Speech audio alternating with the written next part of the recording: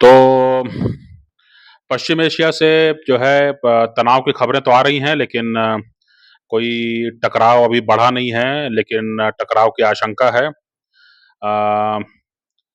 अ, Israel को ज़िम्मेदार माना जा रहा है कि ईरान के राजधानी तेहरान में जो है हमास के जो राजनीतिक प्रमुख हैं, इस्माइल हानिये, उनका जो है असैसिनेशन हुआ, उनकी हत्या हो गई। और इसके लिए जो है इज़राइल को जो है प्रत्यक्ष या परोक्ष रूप से ज़िम्मेदार माना जा रहा है। इसके बाद से ईरान पर दबाव है कि वो जो है एक कड़ी कार्रवाई करे। और अब इंतज़ार जारी है कि ईरान क्या फैसला करता है और किस तरह का बदला लेता है या किस तरह से वो सैनिक कार्रवाई करता है। ये माना जा रहा था कि जो है ये कार्रवाई जो है वो कुछ एक दिन में हो जाएगी। ये भी माना जा रहा था कि अभी जो जो सबसे ताज़ा तरीन खबरें जो आ रही हैं वो यही कि जो इस हफ्ते जो अभी जो हफ्ता चल रहा है, इस हफ्ते में हो सकता है कि ईरान जो है कोई बड़ा हमला जो है उसने तैयार किया हो। लेकिन अभी तक पूरी तरह से जो है शांति है, तनाव भरी शांति है ना? ईरान क्या पहल करेगा, ईरान किस तरह से जो है अपना बदला लेगा, इसके बारे में कोई स्पष्ट माने तस्वीर सामने नहीं आई है। हालाँकि जिस तरह का जो है ईरान के इरादों को देखते हुए जिस तरह से जो है अमेरिका है वो घबराया हुआ था, और अमेरिका और इज़राइल ने तय किया कि जो है अमेरिका के जहाजी बेड़े और अमेरिका का जो सबसे उन्नत 5वीं पीढ़ी का विमान है, वो सब जो है पश्चिम एशिया में तैनात हो जाए। और भारी जो है वहाँ पे तैनाती हुई है। अब इसमें दिक्कत वाली बात ये है कि अमेरिका और इज़राइल और जो है इनको इंतज़ार करना पड़ रहा है, क्योंकि ईरान कुछ स्पष्ट बता नहीं रहा है कि ईरान की ओर से कोई इशारा नहीं मिल रहा है कि किस तरह का हमला होने वाला है। कई तरह के कयास लग रहे हैं, कई तरह की खुफिया जानकारी सामने आ रही है, पर स्पष्ट नहीं हो रहा है कि यही होने वाला है या इसके लिए हम ये तैयारी कर सकते हैं। दूसरी बात ये है कि ज़ाहिर-सी बात है कि जब इतने बड़े पैमाने पर जब अमेरिका ने तैनाती की है, तो उसके खर्चे जो हैं बढ़ गए हैं। और उस पर दबाव पड़ गया है कि जो है इस तैनाती को बनाए भी रखना है और इन खर्चों को भी उठाते रहना है। और ईरान के लिए थोड़ा-सा एक ये भी है, मज़े की बात ये भी हो सकती है कि भई ये जो है अमेरिका तैनात रहे और अमेरिका जो है खर्चे बढ़ाते रहे, और अमेरिका जो है अपना खुफिया जो प्रशासन है उसका जो है यहीं पर लगाए रखे, और उसको कोई ठोस जानकारी ना मिले। तो ये जो है कई बार बड़ी विचित्र स्थिति होती है, क्योंकि जो है जो जो जो बेहतर सेना होती है, वो अपनी तैनाती करके फँस जाती है कई बार, क्योंकि उसको मालूम है कि अब वो तैनाती कर चुकी है और उसके खर्चे उसको मेंटेन करने पड़ रहे हैं और हाई अलर्ट पे रहना पड़ रहा है, और हमेशा जो है कई सारे जो खुफिया विमान है, खुफिया जानकारी है, मशीनों से जो इंटेलिजेंस प्राप्त होता है, और इसके अलावा जो व्यक्तियों का जो नेटवर्क होता है, उससे जो इंटेलिजेंस प्राप्त होता है, उसको लगातार उस पर अध्ययन करते रहना है। तो ये सब में खर्चा बहुत आता है, बहुत ज़्यादा प्रशासनिक मशीनरी का इस्तेमाल होता है, पॉलिटिकल लीडरशिप को काफ़ी उसमें इन्वॉल्व किया जाता है, क्योंकि उनको उनको हर चीज़ की जानकारी होनी चाहिए। कल को कोई ये ना हो कि हाँ, कोई बड़ा हादसा हो जाए और कोई बड़ी कार्रवाई हो जाए और फिर पॉलिटिकल लीडरशिप को ये कहने का मौका मिले कि हमारे सेना ने हमारे खुफिया जो जो जो खुफिया जो हमारा संस्थान है, उन्होंने हमें जानकारी नहीं दी समय रहते।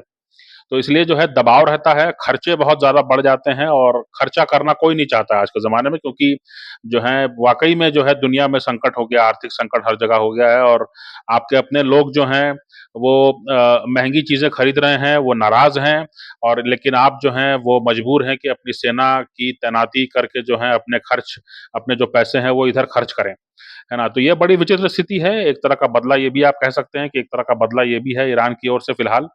अ, कुल मिलाकर के अ, जो मैंने परिस्थितियों पर तो बात करनी थी, जो पश्चिम एशिया में जो हालात अगर बिगड़ेंगे तो इसका असर बहुत लोगों पर पड़ेगा, है ना? और जितने गरीब और निम्न वर्ग आय के देश हैं, वहाँ पर जो है पेट्रोल, डीज़ल की जो है समस्या हो सकती है, और कोई नहीं जानता है कि ये समस्या कहाँ जाके रुकेगी। ऑलरेडी जो यूक्रेन युद्ध है, उसके चलते जो है ईंधन का और गेहूँ का और उर्वरक का जो है काफ़ी संकट हुआ है। इसके बारे में काफ़ी जो है भारत बात करता रहता है, लेकिन कोई मानने को तैयार नहीं है। सब लोग जो हैं अपनी अपनी तरफ से जो है अपनी अपनी जो माचोगिरी है उसको जो है बनाए हुए हैं, उसको जारी रखे हुए हैं।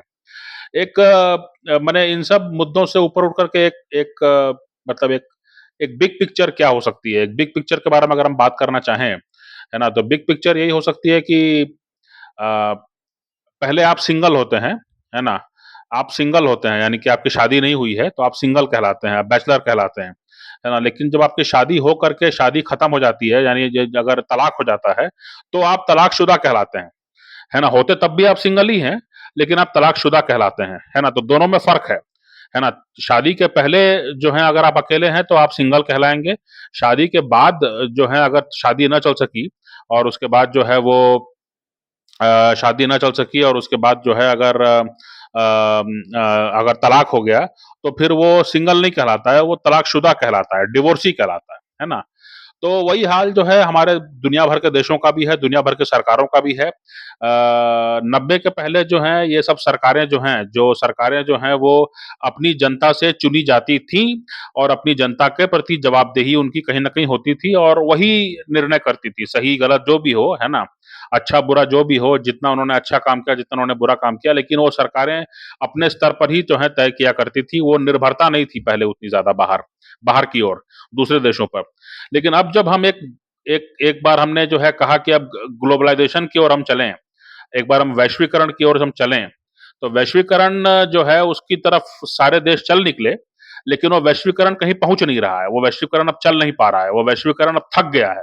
वो वैश्वीकरण जो है वो सारे रिश्ते-नाते खत्म हो गए हैं, भरोसा खत्म हो गया है, कोई किसी पे भरोसा नहीं कर पा रहा है ना? कोई देश की सरकार जो है वो दूसरे देश की सरकार पर भरोसा नहीं कर पा रही है कि आप हमारे ज़रूरत के वक़्त आप काम आएँगे, है ना? सभी एक-दूसरे को आज़मा रहे हैं, है ना? तो ये जो है, जो सरकारों की स्थिति है वो तलाकशुदा वाली है ना? पहले जो है सरकारें सिंगल थी, कि भई दिल्ली में जो सरकार चुनी गई, बीजिंग में जो सरकार चुनी गई, वॉशिंगटन में जो सरकार चुनी गई, है ना? मॉस्को में जो सरकार चुनी गई, है ना? तो वो चुनी गई चाहे मतलब वो बनी हुई है ना? तो वो था कि वो सरकार है और जनता है, दोनों का आपस का मामला है, दोनों जो हैं वो आपस में बैठ के सुलझा देंगे या नहीं सुलझा पाएँगे, जो भी है मामला, है ना? लेकिन अब जो है जब एक बार ग्लोबलाइज़ेशन की ओर आप चल चल निकले और अब जब वो ग्लोबलाइज़ेशन जो है वो चल नहीं पा रहा है, वो थक गया है, वो वैश्वीकरण जो है वो हाँफने लगा है, वो वैश्वीकरण जो है वो औंधे मुँह गिर पड़ा है ना? और वो वैश्वीकरण जो है वो उल्टे और गले की फांस बन गया है क्योंकि अभी तक आप एक मार्केट पर निर्भर थे लेकिन आपको समझ में आया कि नहीं, नहीं ये मार्केट तो भरोसेमंद नहीं है, अब हमको दूसरा मार्केट बनाना पड़ेगा, तो नए सिरे से निवेश करो, नए सिरे से जो है सारा कुछ नया बनाओ, तो इसमें खर्चा होगा, समय लगेगा, उसके बाद में जो है इसको नीचे उतारो, उसको ऊपर चढ़ाओ, उससे संबंध मजबूत करो, इससे संबंध कमज़ोर करो। तो इन सब में जो है आप देखेंगे कि इन सब में हो ये रहा है कि जनता परेशान है कि भई हमारी सरकार हमने चुनी और हमारी सरकार हमारे बारे में कम बात कर रही है, बाहर के बारे में ज़्यादा बात कर रही है ना? इसीलिए जो है विदेश मामले जो हैं वो आज आम लोगों तक उतर आया है। विदेशों के जो मामले हैं, जो अंतर्राष्ट्रीय संबंध हैं, उसके मामले में आज आम लोगों तक भी प्रतिक्रिया होने लगती है। आम लोग भी उसके बारे में जानकारी रखते हैं, उसके बारे में रुचि रखते हैं, उसके बारे में जो है वो जो है अपनी उनका उनका ओपिनियन होता है, उसके बारे में समझ रखते हैं और उस पर कार्रवाई करते हैं। अगर मान लीजिए किसी को मालूम हो कि भई फलाना देश में जो है नौकरी के अच्छे अच्छे मौके हैं, तो लोग वहाँ उठ के जाते हैं। लोग वहाँ उठ के जाते हैं कि भई हम आपके यहाँ नौकरी करेंगे, आपके यहाँ आबादी अगर कम है तो। तो यूरोप वगैरह में यही हो रहा है। उनको मालूम है कि यहाँ पर जो है मौके तो हैं, लेकिन यहाँ पर जो है लोग नहीं हैं, आबादी नहीं है, आबादी बढ़ नहीं पा रही है। तो इसलिए जो है वो लोग जाके वहाँ पे भीड़ लगा रहे हैं, बाहर से लोग, है ना?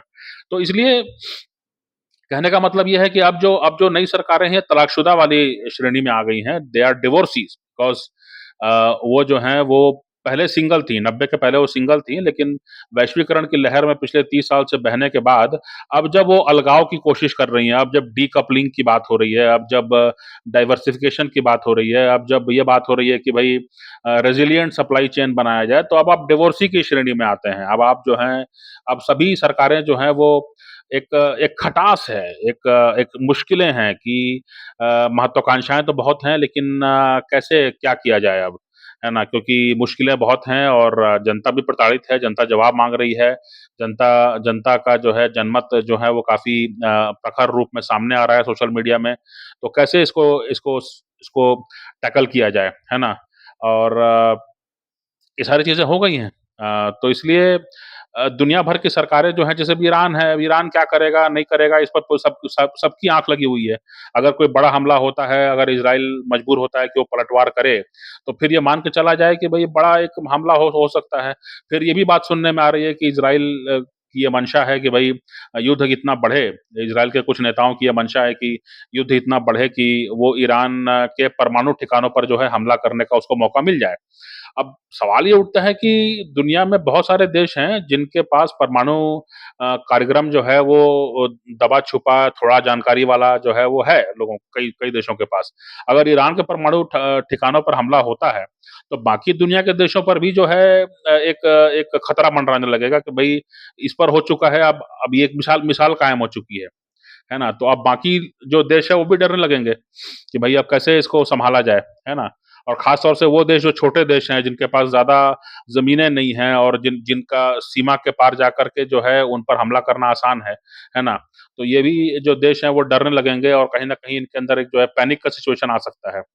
तो ये तेल के दाम कहाँ जाएँगे, महँगाई कितनी बढ़ जाएगी जो जो अ, अभी भी आप देख रहे हैं कि लाल सागर से जो है वो आना-जाना जो है व्यापारिक जहाज़ों का वो काफ़ी दिक्कत भरा हो गया है क्योंकि जो है हूथीज़ जो हैं वो लगातार हमले कर रहे हैं और वो असुरक्षित बना रहे हैं यहाँ से मालवाहक जहाज़ों का आना-जाना। तो इससे जो है व्यापार करना मुश्किल होगा, इससे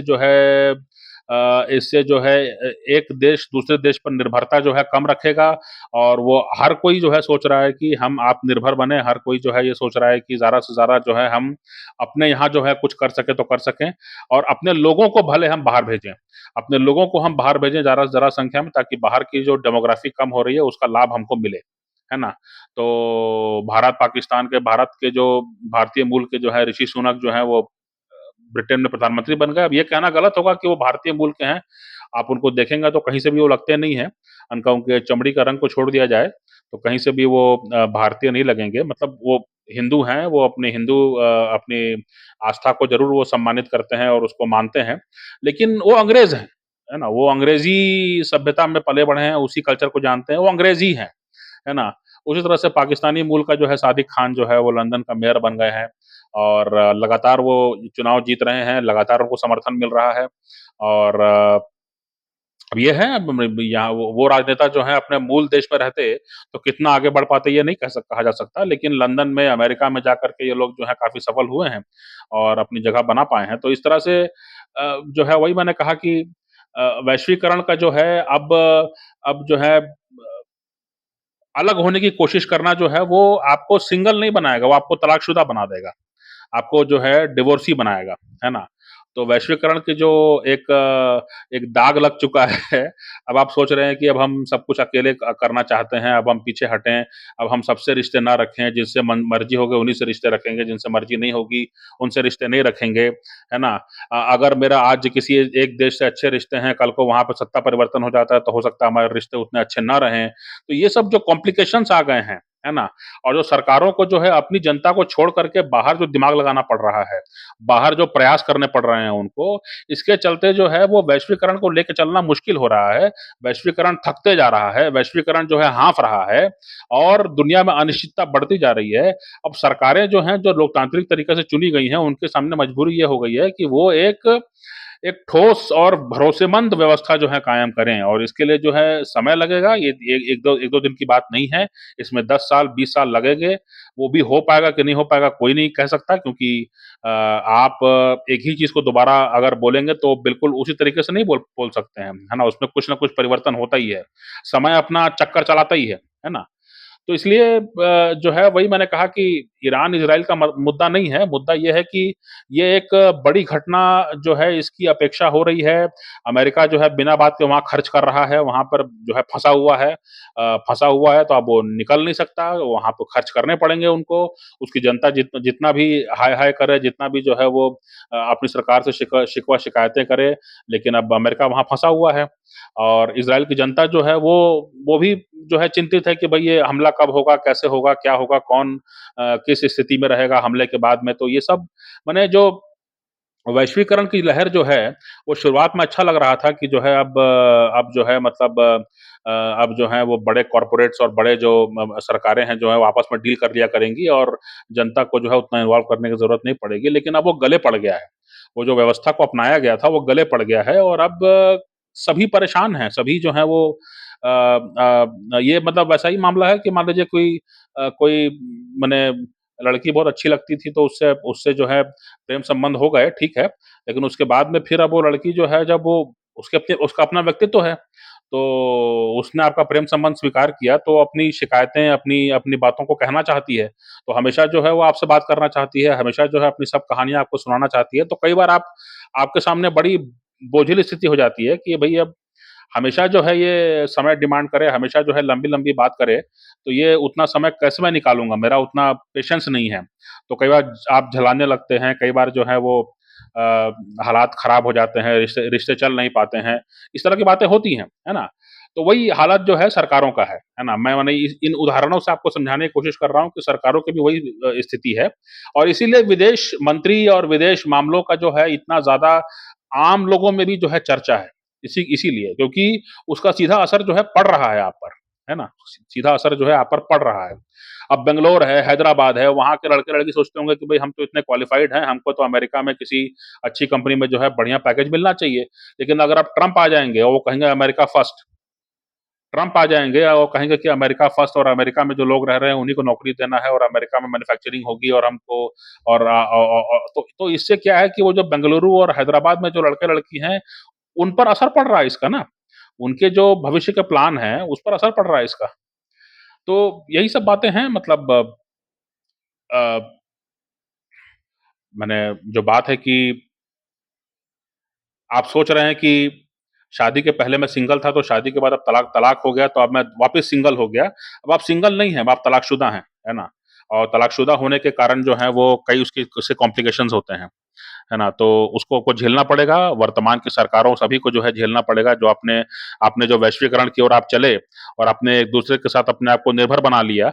अब जो है आप कोशिश कर रहे हैं कि अब हम आत्मनिर्भर बनेंगे, तो तकलीफ होगी, समय लगेगा, प्रयास लगेंगे और वो भी प्रयास जो हैं किस हद तक सफल होंगे, वो देखने वाली बात है। तो वो सिंगल शादी के पहले और शादी के बाद का सिंगल दोनों में फ़र्क होता है ना? शादी के पहले जो है आप सिंगल कहला सकते हैं, लेकिन शादी के बाद जो हैं अगर वो तलाक हो गया तो वो तलाकशुदा कहलाएँगे। That is a different term to be used, है ना? इस बात को ध्यान रखें।